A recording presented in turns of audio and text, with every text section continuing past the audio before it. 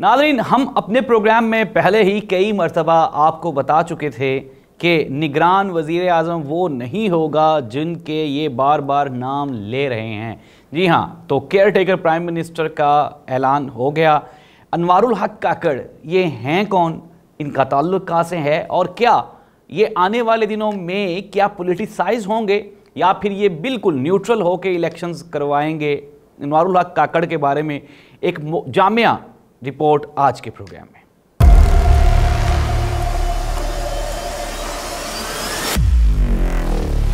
औज़ुबिल्लाहिमिनश्शैतानिर्रजीम, बिस्मिल्लाहिर्रहमानिर्रहीम, अल्लाहुम्मा सल्लि अला मुहम्मदिन व आलि मुहम्मद, करोड़ों दरूद व सलाम हज़रत मोहम्मद मुस्तफ़ा सल्लल्लाहु अलैहि वसल्लम और आप सल्लल्लाहु अलैहि वसल्लम की आल पे। आप सब लोग देख रहे हैं ज़ाहिद अब्बास नकवी ऑफिशियल। नाज़रीन, अनवारुल हक काकड़ जिनका ताल्लुक़ बलोचिस्तान से है और बलोचिस्तान अवामी पार्टी की ये प्रेजेंटेशन करते हैं, सेनेटर हैं, पहली मरतबा ही आए हैं सेनेट में 2018। लेकिन इनकी एक अच्छी बात ये है कि ये कंसर्न्ड हैं about the security position situation of Pakistan, यानी कि ये हमेशा से बलोचिस्तान की जो सूरत हाल है अमन व अमान की, उसको लेके ये कंसर्न रहे हैं और पूरे मुल्क में जो सिक्योरिटी के खदशात हैं उसको लेके ये कंसर्न रहे हैं। इंटेलिजेंस एक्सपर्ट हैं और चीज़ों को बेहतर समझते हैं, एक पढ़ी लिखी शख्सियत हैं। इनका ताल्लुक़ पाकिस्तान के सबसे पसमानदा सूबे बलोचिस्तान से है।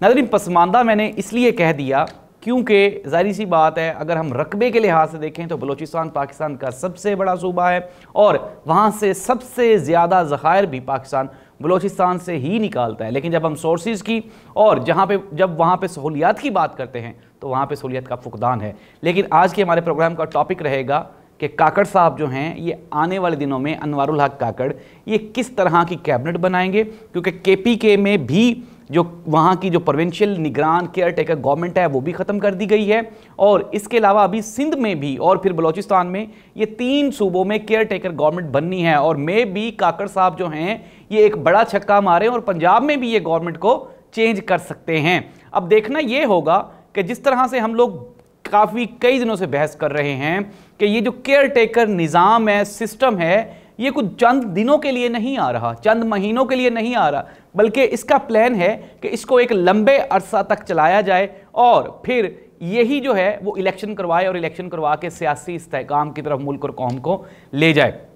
तो नाज़रीन, अब आज ये फाइनल हो गया है नाम। एक बड़ी जो अचीवमेंट है, मैं कहता हूँ credit goes to the assembly, parliament. चलो कम अज़ कम और नहीं तो एक बात पे तो इत्तफाक हुआ कि इन्होंने, ये तो और बात है कि नाम कहाँ से आया, लेकिन चूंकि चले इनकी भी इज्जत रख ली गई और अनाउंस इन्हीं से करवाया गया। आसिफ अली जरदारी, नवाज शरीफ, शहबाज शरीफ और दूसरी तमाम जमातें अनवारुल हक काकड़ के नाम पे मुतफ़िका तौर पे, मुश्तरका तौर पे मुत्तफ़िक दिखाई देती थी और यही वजह है कि अनवारुल हक काकड़ का नाम आ गया। लेकिन नाज़रीन, आप ये देखें कि अनवारुल हक काकड़ का नाम आज से पहले पूरे मीडिया पे, सहाफ़ियों में, सियासतदानों में किसी ने नहीं लिया। इट मीन्स दैट कि फैसला कहीं और हुआ है और इनको बता दिया, उन्होंने नाम चिट पे लिख के भेज दिया और इन्होंने अनाउंस कर दिया। लेकिन खुशाइन बात यह है कि 12 अगस्त यानी कि आज हमारे केयर टेकर जो प्राइम मिनिस्टर हैं वो हलफ उठा लेंगे और फिर वो अपनी कैबिनेट बनाएंगे। अल्लाह करे कि देखें पाकिस्तान की मौजूदा सियासी, मुआशी, हर लिहाज से, दाखिली खारजी, हर लिहाज से हमारी जो पोजीशन है वो गुज़श्ता 16 महीने में तहस नहस हो चुकी हुई है। हम लोग सियासी बहरान का शिकार हैं, हम लोग मुआशी बहरान का शिकार हैं, हम लोग खारजी बहरान का शिकार हैं, हम लोग दाखिली बहरान का भी शिकार हैं। कल एक दोस्त बता रहे थे कि KPK में और बलूचिस्तान में एकदम से इस तरह से दहशतगर्दी का वापस आ जाना ये तशवीशनाक है। तो नाज़रीन, इकोनॉमी संभाली जा सकती है कभी भी कहीं पे भी जाके, लेकिन अगर खुदा न खास्ता पाकिस्तान की अमन व अमान की सूरत हाल ख़राब हो गई तो अब हम इस पोजीशन में नहीं हैं कि हम उस पोजीशन में सस्टेन कर सकें, वापस जा सकें या अमन व अमान को बहाल कर सकें। पाकिस्तान ने दहशतगर्दी के ख़िलाफ़ तकरीबन अप्रोक्सीमेटली 20 साल एक लंबी जंग लड़ी है जिसमें हमने करोड़ों शहादतें उठाई हैं और ये जो शहादतें थी ये मोस्टली सिविलियंस की थी। इसमें हमारी पाक फ़ौज के जवान भी शहीद हुए, लेकिन इसके साथ साथ कानून नाफिज करने वाले इदारे और मासूम शहरियों ने ज़्यादा तादाद में शहादत उठाई है। तो नाज़रीन, अभी हम बात कर रहे हैं पॉलिटिक्स की। तो ये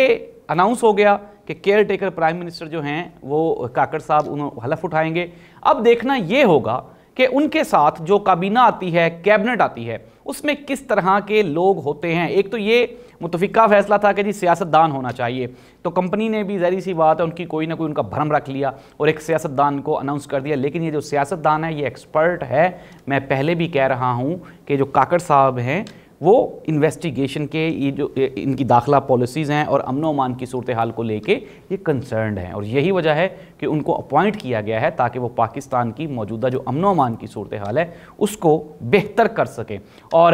اب دیکھنا یہ ہوگا جب ٹیم بنے گی تو ناظرین، کیونکہ کچھ 2-4 منسٹریز ایسی ہیں جو بڑی اہم ہوں گی۔ ایک تو سب سے پہلے کہ وزیر داخلہ کس کو وہ اناؤنس کرتے ہیں، کیونکہ سیاسی پریشر بھی ہے، عمران خان کے میٹرز ہیں، پاکستان تحریک انصاف ہے، پھر اس کے بعد سب سے بڑا جو میٹر آنے والا ہے کہ الیکشن ہونے والے ہیں۔ اب ہوگا یہ کہ سب سے بڑا چیلنج جو موجودہ کیئر ٹیکر گورنمنٹ کے لیے ہوگا وہ ہوگا شفاف انتخابات کا انعقاد کروانا، اور وہ بھی بغیر کسی پریشر کے اور بغیر کسی ڈیلے کے، کیونکہ اگلے مہینے سے بڑی تبدیلیاں اور بھی ہونے والی ہیں۔ مصدقہ سورسز کا یہ کہنا ہے کہ ظاہری سی بات ہے چیف جسٹس آف پاکستان بھی جا رہے ہیں، صدر پاکستان بھی جا رہے ہیں، تو تمام جو ملک کی باغ ڈور ہوگی وہ کاکڑ صاحب کے ہاتھ میں ہی ہوگی، اور دیکھنا یہ ہوگا کہ وہ اس کو کتنی ایفیشنٹلی اور سمارٹلی اس کو آرگنائز کرتے ہیں۔ ہماری یہ بیسٹ وشیز ہیں، خواہشات ہیں کاکڑ صاحب کے لیے۔ دیکھیں پاکستان نے گزشتہ 2 سال میں جو سیاسی کشمکش اور بدحالی ہم نے دیکھی ہے، ہم بھی اس سے متنفر اور تنگ آ چکے ہیں۔ عمران خان ہو، چاہے نون لیگ ہو، پیپلز پارٹی ہو، JUIF ہو، یا کوئی بھی سیاسی جماعت ہو، یہ تمام کے تمام سیاسی جماعتیں عوامی مینڈیٹ پہ پورا نہیں اتر پائیں، اور PDM کی گورنمنٹ نے جو برا حال کیا اس پورے کے پورے خطے کا، ہمارے پورے ملک کا، ہماری اکانومی کا، ہماری انٹرنل پالیسیز کا، ہماری ایکسٹرنل پالیسیز کا، وہ بالکل بھی اب آپ کبھی بھی اپنی پہلی پوزیشن پہ نہیں جا سکتے۔ کل بھی کچھ دوستوں کے ساتھ گفتگو ہو رہی تھی تو ہم لوگ یہ بات کر رہے تھے کہ پاکستان کو اگر 16 مہینے پیچھے لے کے جانا ہے تو اس کے لیے بھی کم از کم ہمیں 5 سال لگاتار ایک مضبوط ڈیموکریٹک گورنمنٹ کی ضرورت ہے۔ اور ناظرین، جمہوریت کے بغیر ترقی نہیں ہو سکتی۔ بجائے اس کے کہ ہم انڈیا کو تانے دیں، ان کو اپنا دشمن کنسیڈر کریں، ہمیں چاہیے کہ ہم ان کے ماڈل کو فالو کریں، اور ہم اس نتیجے پہ پہنچتے ہیں جب ہم انڈیا کی پولیٹکس کو یا ان کی ترقی کو پڑھتے ہیں، اسٹڈی کرتے ہیں، ریڈ آؤٹ کرتے ہیں کہ ان کی ترقی کا واحد راز صرف اور صرف کنٹینیوٹی آف ڈیموکریسی ہے، کہ اگر ڈیموکریسی چلے گی، کسی ایک وزیر اعظم کو، ایک گورنمنٹ کو چاہیے کہ سب کو چاہیے کہ متفقہ طور پہ اس کے اوپر اعتماد کریں اور 10 سال تک کے لیے یہ سسٹم چلنے دیں۔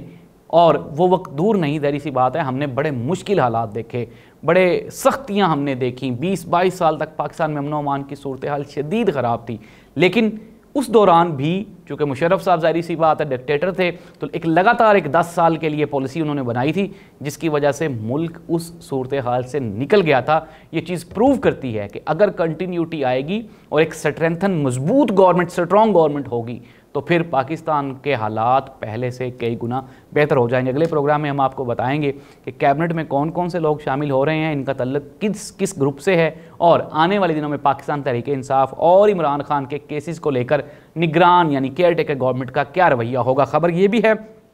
کہ عمران خان کی کوئی 20 کیسز میں جو ان کی جو تھیں بیلز تھیں وہ ریجیکٹ ہو گئی ہیں، کینسل ہو گئی ہیں۔ اٹ مینز دیٹ کہ اب عمران خان کو جیل میں رکھنا آسان ہو گیا، کیونکہ ایک کیس میں اگر وہ ان کی ضمانت اس میں ہو بھی جاتی ہے تو خان کو کسی اگلے کیس میں اریسٹ کر لیں گے، پھر اس سے اگلے کیس۔ یہ کوئی اچھی روایت نہیں ہے، اس سے ملک اور قوم میں خصوصاً یوتھ میں جو ایک ڈپریشن آ رہا ہے، جو پیدا ہو رہا ہے، وہ خطرناک ہے۔ ظاہری سی بات ہے عمران خان اس قوم کا لیڈر ہے اور اس قوم کے 2 کروڑ ووٹ لے کر وہ وزیر اعظم بنا تھا۔ اب وہ جو 2 کروڑ ووٹرز ہیں اس کے ساتھ 2 کروڑ اور لوگ بھی شامل ہو چکے ہیں، یعنی کہ 4 سے 5 کروڑ لوگوں کی متفقہ جو امید ہے وہ عمران خان ہے۔ کیئر ٹیکر گورنمنٹ کو چاہیے کہ وہ جو پچھلی گورنمنٹ کے جو غلط فیصلے ہیں اس کے اوپر نظر ثانی کرے۔ پاکستان میں یہ جو سیاسی کشمکش ہے، کشیدگی ہے، لڑائی ہے، اس کو کم کرنے کی کوشش کی جائے۔ تمام جماعتوں کو ایک برابری کے سٹیٹس پہ، ایکویلٹی پہ تمام جماعتوں کو چاہیے، تمام جماعتوں کو کیئر ٹیکر گورنمنٹ کو چاہیے کہ وہ ان کو موقع دیں اور یہ اپنی کمپین جاری کر سکے تاکہ ملک میں ایک بہتر، مستحکم اور مضبوط جمہوری حکومت کا قیام ہو سکے، جو کہ ہمارے جو مشکلات ہیں، پریشانیاں ہیں، اس کا حل بہتر طریقے سے نکال سکتی ہے۔ اور میری یہ عوام سے بھی ریکویسٹ ہے کہ خدا را ایک ایسی جماعت کو ووٹ کریں، کسی ایسی سیاسی شخصیت کو انتخاب کریں جس کو لگے کہ یہ لوگ ووٹ جیتیں یا ہاریں یہ پاکستان میں ہی رہیں گے، پاکستان سے بھاگ کے لندن نہیں چلے جائیں گے، اپنی پراپرٹیز باہر نہیں بنائیں گے۔ ناظرین، اب حالات بدل گئے ہیں، اب ہماری قوم بدل گئی ہے اور یہ جو قوم ہے یہ پڑھی لکھی ہے، یہ سوال پوچھتی ہے کہ اتنے پیسے آپ لوگ ملک سے باہر لے گئے، آپ نے اپنی تمام جائیدادیں ملک سے باہر بنائی ہیں، آپ کے اکاؤنٹس ملک سے باہر ہیں، کاروبار ملک سے باہر ہیں، بچے ملک سے باہر ہیں، آپ کا علاج ملک سے باہر ہوتا ہے، تو پھر حکومت ہم پہ کیوں؟ کیا یہ سوال کرنا ہم سب کا حق نہیں ہے؟ اللہ اس ملک کا حامی و ناصر ہو۔ اللہ حافظ۔